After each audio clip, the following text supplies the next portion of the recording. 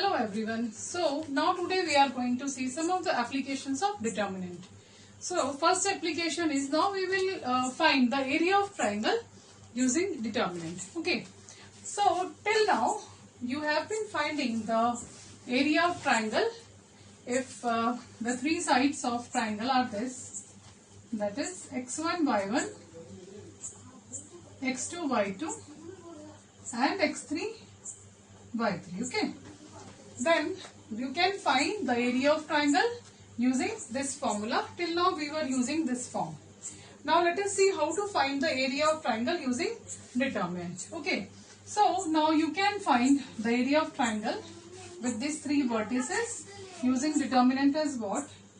So del will be equal to half of first this vertices, that is x1 y1 1, x2 y2 1 and x3 y3 1. Okay. So in this way you can use this determinant to find the area of triangle. Actually when you will solve all this determinant, you will again get this only, that you can see yourself. Okay.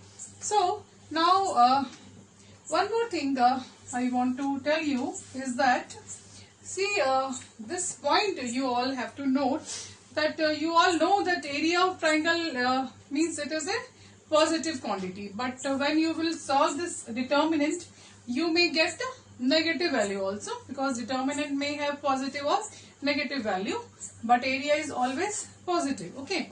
So the area of triangle will be the absolute value of this determinant's value. Okay. So whatever value you get after solving this determinant, you take its absolute value, which will give you the area of triangle. So this was the first point, that area of triangle will be always positive. So that you will find by taking absolute value.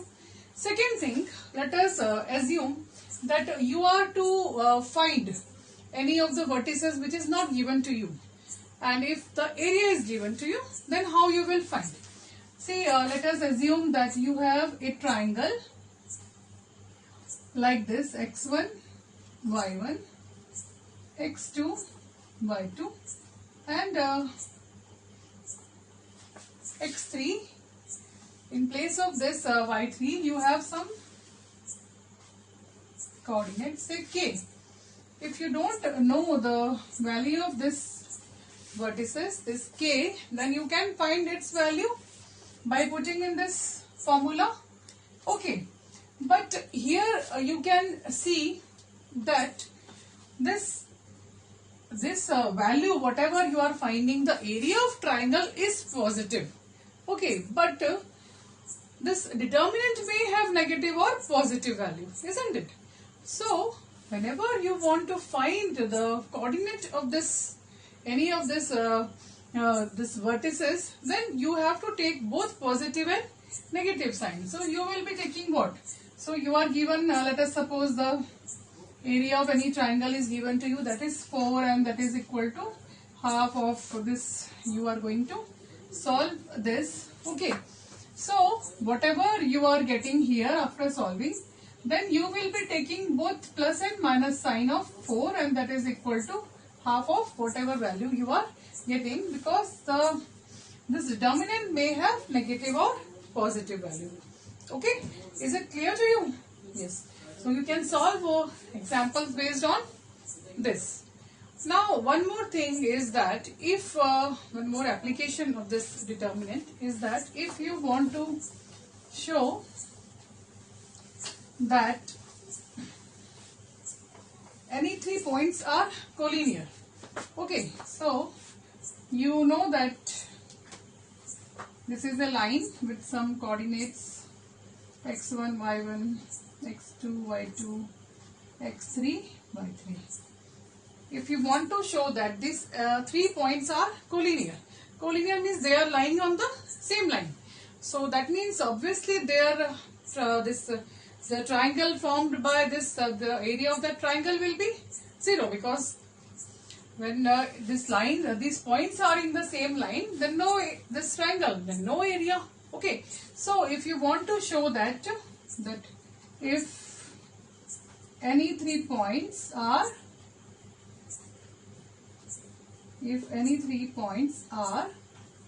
collinear, okay, then the area of triangle will be equal to 0.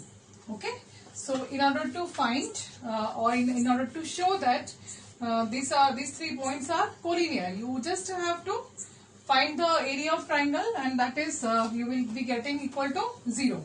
Okay, and using this you can show that all these 3 points are collinear. Okay, so this was another application of this. One more thing, the last thing is that if you want to find the area of no, not area of line, the equation of line passing through any 3 points. Okay, so if let us suppose that if you have a line passing through x1 y1 x2 y2 and let us suppose that is xy. Now if you want to find the equation of line passing through this points, so what you will do? Okay, now let us see.